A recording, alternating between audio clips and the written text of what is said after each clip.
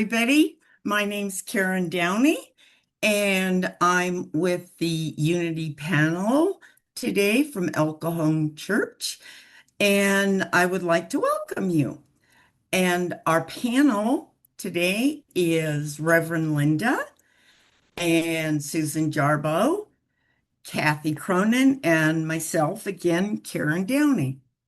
And I think we have a fun, interesting topic today. But before we get started, my favorite prayer is the Serenity Prayer. Seems like it kind of covers all bases. So just make yourself comfortable, um, settle in for a few minutes, and take a nice deep breath. God, grant me the serenity to accept the things I cannot change, the courage to change the things that I can't, and the wisdom to know the difference. Amen. That is my favorite prayer. It just about covers it all. Keeps me out of trouble doing things that I don't need to be doing or trying to fix or change. And again, welcome everybody. The topic that I've picked out today is from a little book, and it's called Each Day a New Beginning, and it's by Karen Casey. And it's one of the early on books that I picked out when I came into Al-Anon about 100 years ago. The 70s does seem like about 100 years ago. And if there's anybody out there that happens to have the book, I'm reading from April the 10th. And it's about being as sick as the secrets we keep. Even though I can't solve your problems, I will be there as your sounding board whenever you need me. The price we each have been given is our ability to offer full and interested attention to the people seeking our counsel. And maybe not even counsel, just friendship. Could be just the person on the street that you run into and engage in a little conversation. And seldom does a day pass that we aren't given an opportunity to listen, to nurture, to offer hope where it's been dashed. We are not separate one from another. Interdependence is our blessing. However, we fail to recognize it at our crucial crossroads. Alone we ponder. Around us, others too are often suffering in silence. These steps that guide our lives push us to break the silence.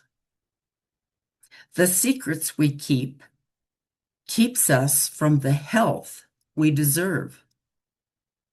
Our emotional well-being is enhanced each time we share ourselves, our stories, or our attentive ears.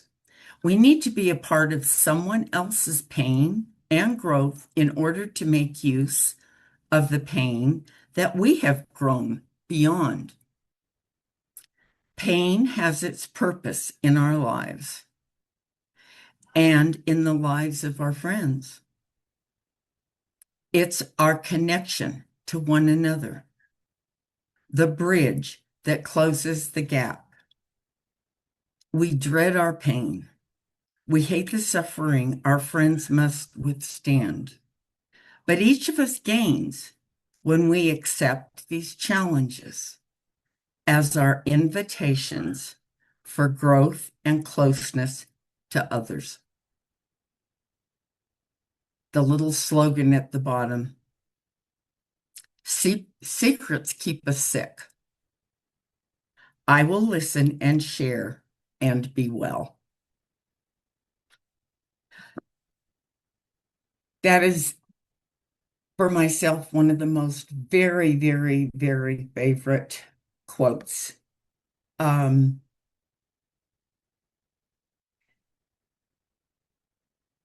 and it isn't always easy to tell the secrets because somebody might not like us or they might not approve of us.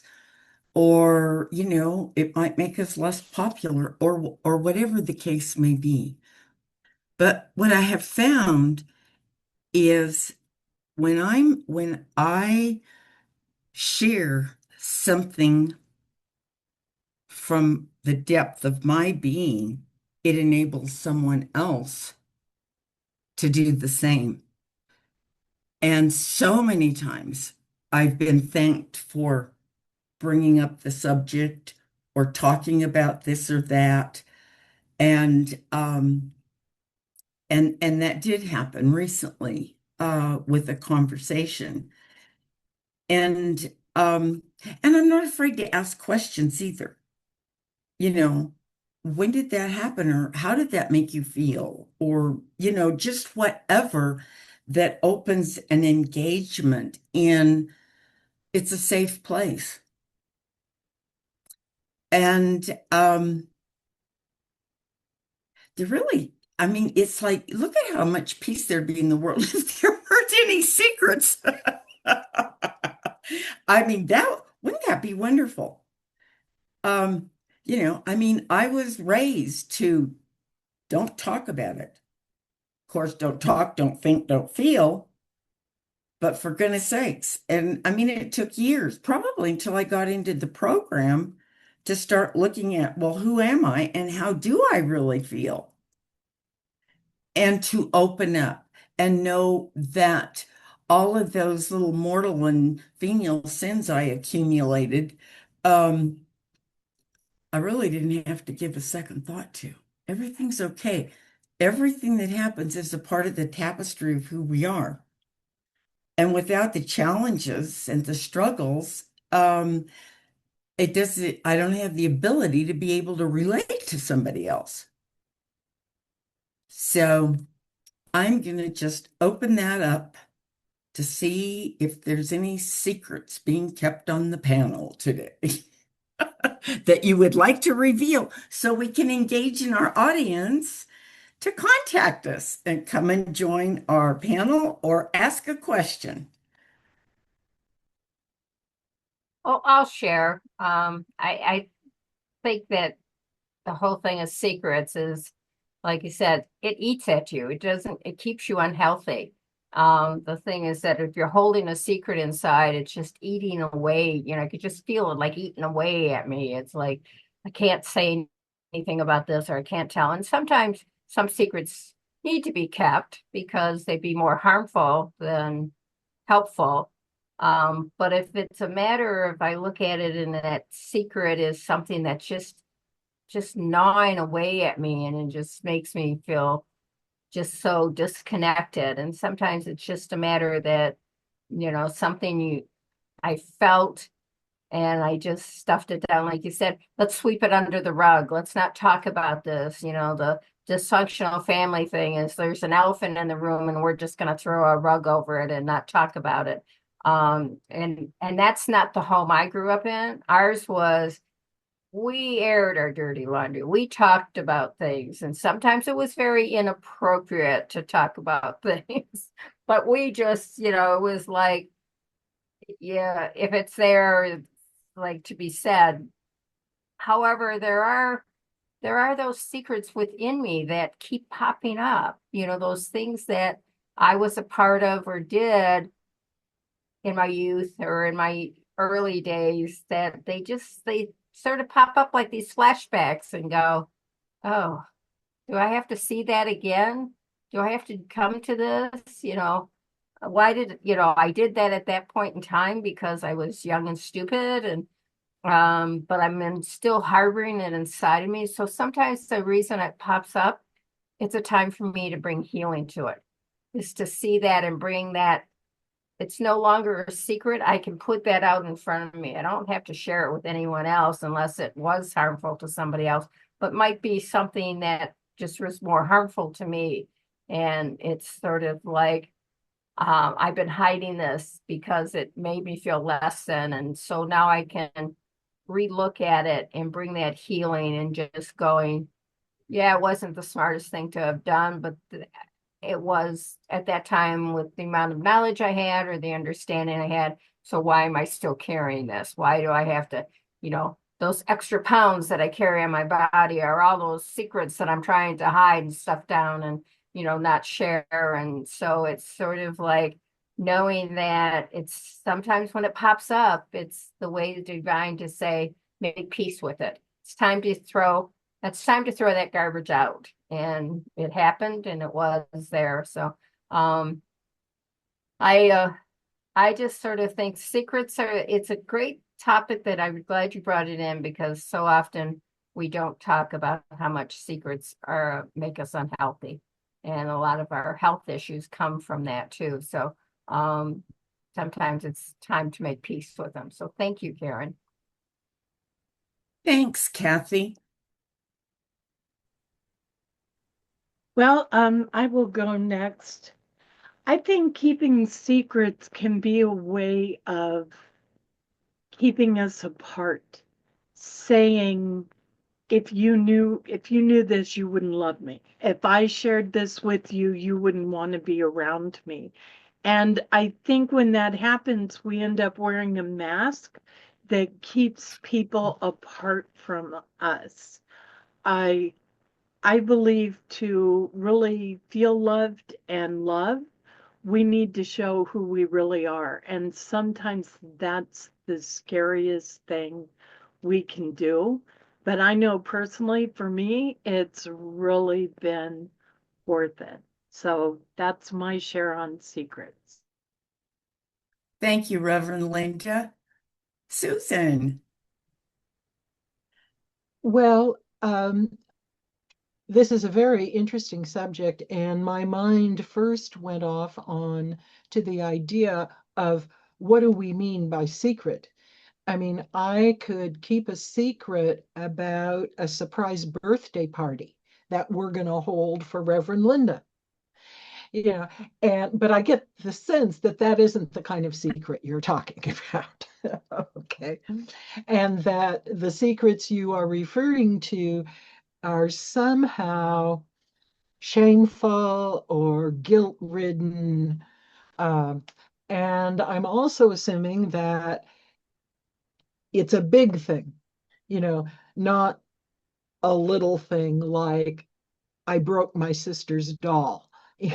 So uh, I began thinking of all of these conditions around secrets and when you would disclose and when you wouldn't disclose, and so on and so forth.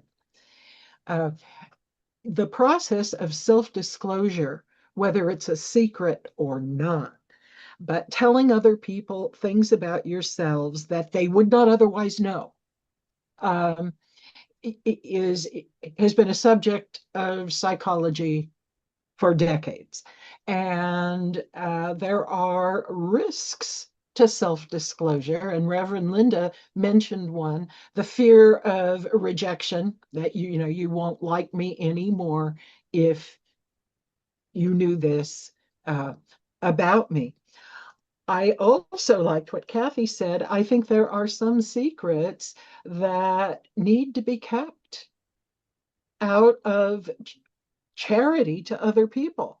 Isn't that, I know some of you are familiar with uh, Alcoholics Anonymous and Al Anon. I am not, but isn't there a phase in there where it says, a step in there where it says, tell somebody unless you think it would make the situation worse? Isn't there a steps? I Yes, know I'm Susan. mangling the Bring steps. harm to someone else or, tear Mhm. open a marriage or a this or a that. Certainly. Yeah. Yeah, and um, so I'm concerned about, yes, the potential for hurting other people. And I think, and this is one of the things I tell my students, is be aware of the risks of self-disclosure and be able to take the consequences. Be to accept the consequences. Yes, it may be a risk. But then if the person rejects you, that says something about that person, actually, more than it says about you.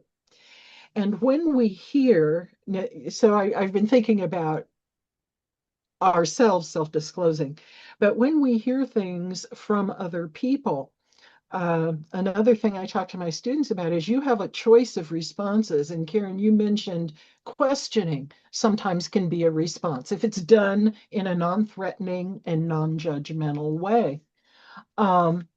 But my students and I talk about the tendency to give advice. Do you all know people who you say anything and they've got something they think you ought to do? And so that is something to steer away from. I always loved my mother-in-law because she would say very sweetly, "May I make a suggestion?" And that's the way to introduce a piece of advice. And other times, we've already talked about judging. One of the things I encourage students to learn how to do is to paraphrase.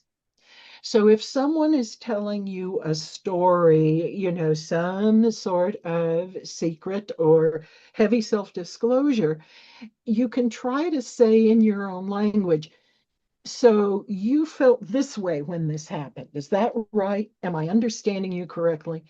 And paraphrasing is a wonderful skill. It shows the other person you're listening. You're trying to listen and you're trying to understand. And yet you're not laying your own interpretation over everything that happens. So I thank you for introducing the concept of secrets because that led me down my memory lane of teaching self-disclosure. Thank you so much, Karen. Thank you, Susan. And I'll just add to that. Um, for me, it's like kind of has to do with the shadow.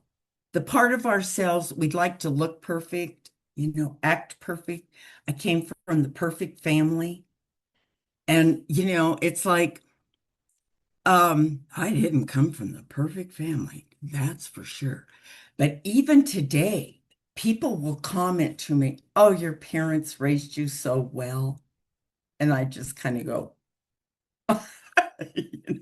it's like those are part of those secrets of acknowledging, no, that wasn't good. Or the covering up, "I'm fine, everything's okay." And then there's this whole, whatever it could be going on inside. I mean, we're all different, you know. I certainly didn't ever want to say I stole stamps from the dime store to bring them home and put them in my stamp book. And I mean, I thought my first sponsor in Al-Anon, I mean, because she was a saint. I mean, some people just, it's like, God, they've probably never cussed, they've never drank, uh, or whatever. And then here I have this long list of stuff. She just loved me. But each time I disclose, and then when I wrote my book, it's pretty revealing. It's like there's no secrets out there. But you know what?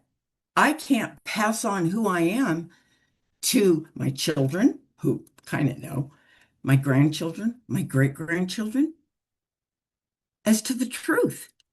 And many times now it's like, dang, if I'd have just asked my aunt about that. It's like, how did this happen? And you know what I mean? It's from some deep secret somewhere that was covered up through the centuries. So I don't know. I guess it's just part of that. We don't have to have any secrets. And it is the different kind from keeping a secret that we're having a surprise birthday party to I'm not going to let you see me. And I don't even know. I think it takes years to even know that there's a veil there. And some people end up figuring out that it's a veil there and it gets either ripped off or something happens. And some never know. They've had the perfect life and not for me to judge. But I know every time I'm honest, it comes back in a different way that benefits me. And I'm the one that I have to worry about. So anyway, thank you for sharing on secrets. And I would like to thank everybody that's out there in the audience for tuning in today and remind you that you can subscribe to our channel. That would be great. If you'd like to join us on one of our little chats, please call in. There's links that will be shared to you so that you can reach us. It's really a fun afternoon, evening, or morning when we get together. Everybody comes up with a different topic. It's so low key, and it fills my heart for the day, seeing each other's eyeballs instead of sitting watching a movie or something else to distract me from things. So please join us. You're very welcome. And thank you for tuning in, and see you next time. Bye, everybody. Thank you for joining us, and let's stay connected and grow in spirit. We are on Facebook. Search for Unity Church of El Cajon and follow us and like our posts. You can reach us on YouTube at Unity Church of El Cajon. Please subscribe to our channel, watch our videos, and leave comments which can help us improve. We are on the web at unityofelcajon.org. Email or call our church office to receive our weekly newsletters, which lists all of our activities and opportunities to learn and grow together.